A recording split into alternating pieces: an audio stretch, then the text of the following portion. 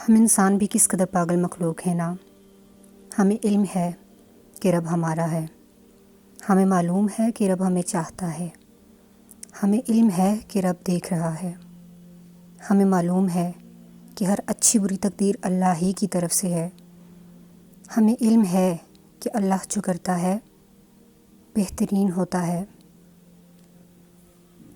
پھر بھی ہم مایوس ہیں، پھر بھی زندگی میں پریشانیاں ہیں، پھر بھی آس ٹوٹ رہی ہے، پھر بھی حوصلے پست ہیں۔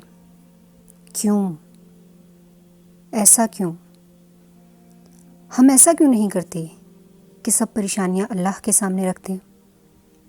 ہم ایسا کیوں نہیں کرتے کہ اداسی اللہ سے بیان کریں؟ ہم ایسا کیوں نہیں کرتے کہ مدد اللہ سے مانگیں؟ ہم ایسا کیوں نہیں کرتے کہ یقین اللہ پر رکھیں؟ کبھی خیال تو کریں، آپ اپنے رب کے سامنے روئے اور رب مسکرا کے بولا، میرے بندے ہر مشکل کے بعد تیرے لیے آسانی ہے۔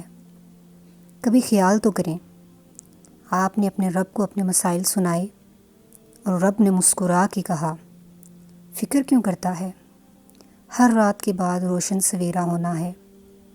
کبھی خیال تو کریں، آپ نے رب کے سامنے ہار مان لی اور رب نے آپ کے آنسو دیکھتے ہوئے کہا، بندے مایوس کیوں ہوتا ہے، میں ہوں تیرا رب اور تجھے تنہا نہیں چھوڑوں گا۔ کیا اس سے مضبوط، سچا اور خوبصورت سہارا کوئی ہوگا؟ نہیں نا۔ تو جائیں، رب کو سنائیں، روئیں اس کے سامنے، مانگیں اس سے اور یقین رکھیں اس پر، کیونکہ چاہے کچھ بھی ہو اس نے آپ کا ساتھ نہیں چھوڑنا۔ آپ کی طاقت آپ کا رب اور آپ کے رب سے آپ کی محبت اور یقین ہے۔ اس طاقت کو کھونے نہ دیں کسی بھی حالت میں، کسی کے لیے بھی، کسی بھی قیمت پر۔